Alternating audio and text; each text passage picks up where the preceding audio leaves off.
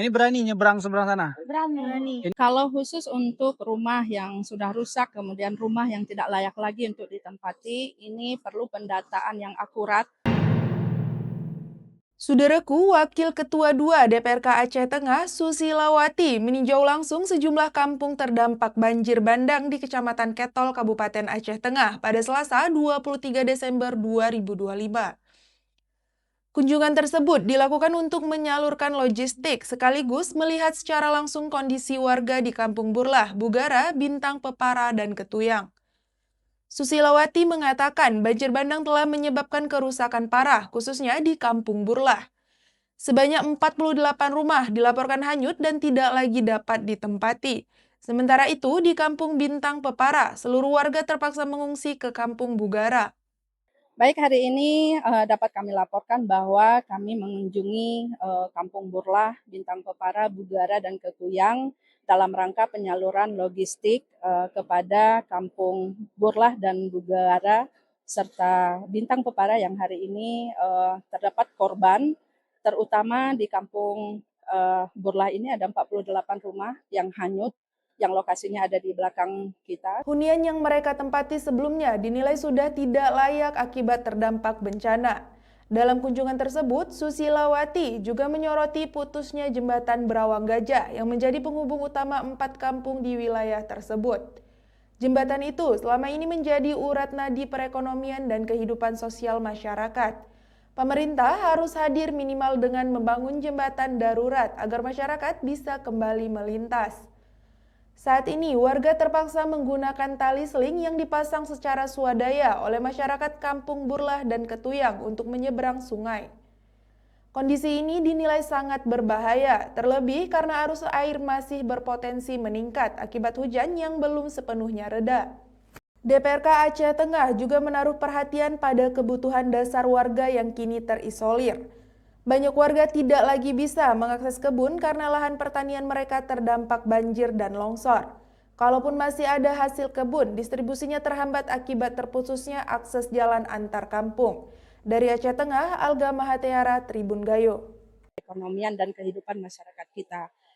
Hari ini sama-sama kita ketahui jembatan Berawang Gajah ini sudah hanyut, tentunya peran pemerintah harus hadir minimal untuk membuatkan jembatan darurat untuk masyarakat kita agar bisa melintas. Karena kita khawatir air ini akan terus naik karena pasca hujan masih ada, karena seling yang ada ini yang dibuat oleh Kampung Burlah dan Kampung Ketuyang ini tentunya membahayakan nyawa masyarakat karena yang diangkut bukan hanya barang, bukan hanya kendaraan, melainkan masyarakat yang dilangsir dari sebelah kampung Kalaketol ke Berawang Gajah, kemudian ke kampung Burlah Bugara dan Kalaketol.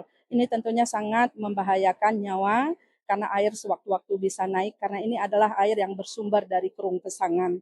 Untuk itu kita berharap kehadiran kami hari ini dapat membawa informasi kepada pihak terkait bahwa jembatan darurat adalah prioritas selain logistik untuk daerah terisolir.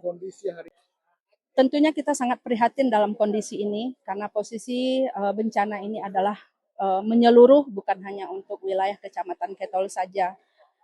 Yang harus kita lakukan hari ini adalah bagaimana kita bersabar atas musibah ini, kemudian apa saja yang harus kita berikan kepada masyarakat, terutama sekali di bidang logistik. Kalaupun mereka terkurung di sini, setidaknya mereka tidak kekurangan untuk bahan makanan, agar mereka masih bisa menyambung kehidupan. Karena kita ketahui bersama bahwa kebun mereka juga terdampak, sehingga kalau untuk mencari rezeki ke kebun juga mereka sudah tidak bisa.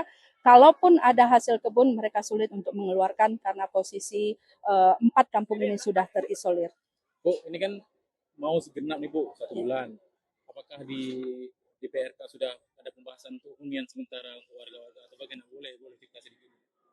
Untuk pembahasan di DPRK bisa nanti kami sampaikan surat bahwa besok jam 9.30 eksekutif legislatif akan mengadakan rapat terkait tindak lanjut bencana ini untuk ke depan. Itu besok jam 9.30 hari Rabu di ruang sidang DPRK Aceh Tengah.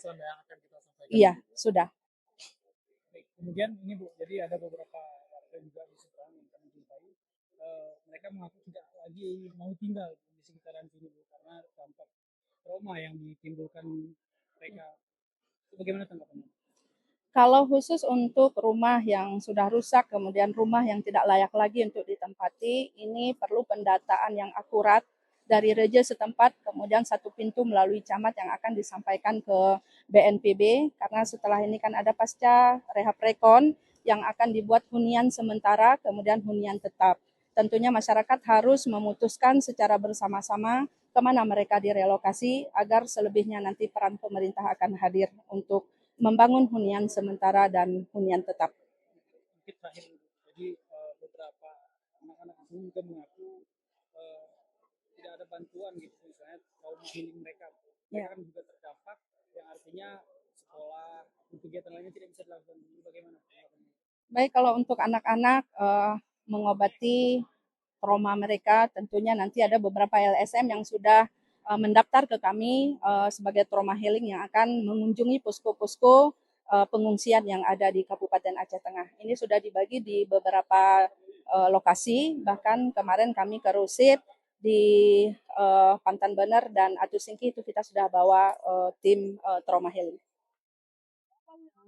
Dek, ini mau kemana, Dek? Mau pulang. Mau pulang seberang. Iya. Dari mana tadi?